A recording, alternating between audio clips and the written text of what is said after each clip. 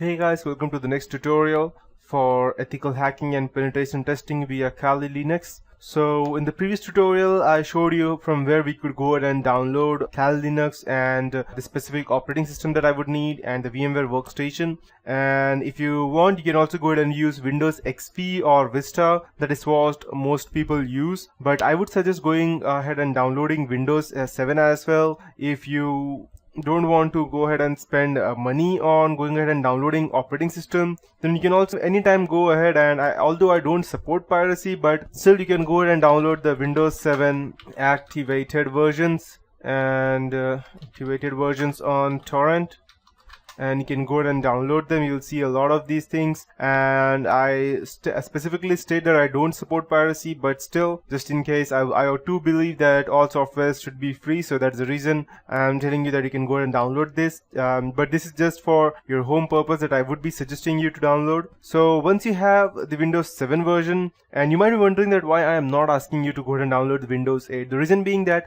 Windows 8 and 8.1, though I am using it in my computer, it has a hell lot of bugs, trust me guys. And if you go and download that, then leave hacking behind. You just have to go ahead and go ahead and configure your operating system, that's Windows 8 or 8.1, to go ahead and solve its bug. You will just be sitting to solve this bug rather than going ahead and learning them, because that's what Windows 8.1 will do. So unless you know what you're doing, Windows 8 I won't suggest that, because it has a lot of bugs in its updates. So you need to be very careful when you are going ahead and downloading the updates for that. So speaking of Kali Linux, as you know how to go ahead and download that, I'll show you how to install that. And whenever you install any kind of operating system in a VMware, you will see it over here on the left hand side, and whichever system you have. So I'll just go ahead and tell you how we can go ahead and start downloading installing the Kali Linux. So, and just before I go ahead and show you how to install the Kali Linux, I'll also go ahead and open my notepad. Let me check.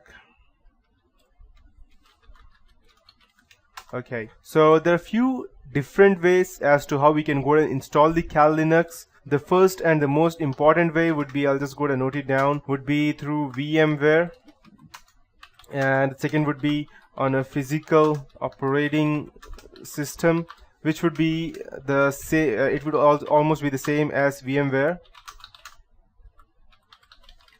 and the third one would be it would just be a bit different, the physical operating system. And third way of to install would be dual booting with Windows.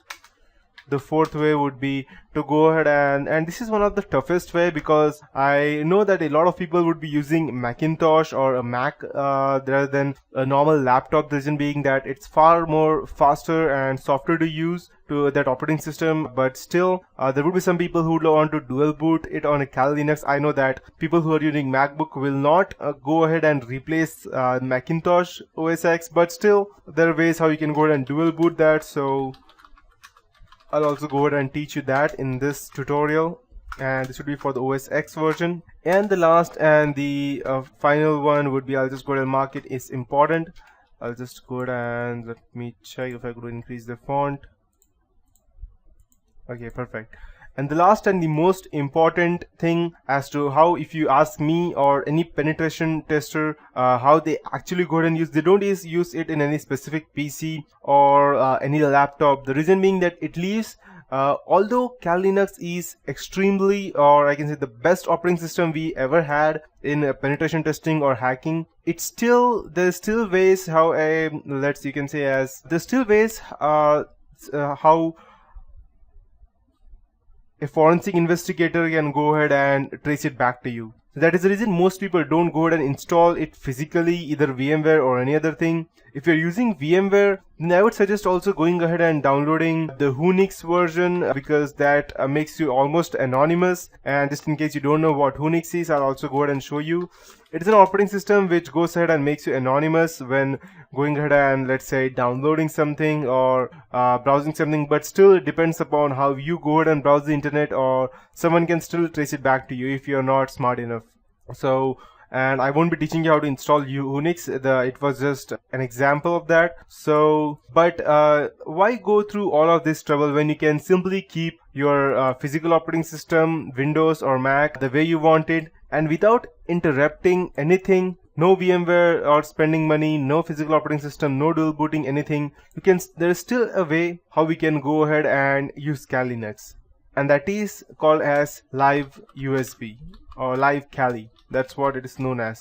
And inside that we have again two different methods. That would be normal installation, or the second one would be the persistent way. And I would suggest going through the persistent way. The reason being that I won't tell it to you right now, but when I would be going ahead and teaching it to you, I will show you.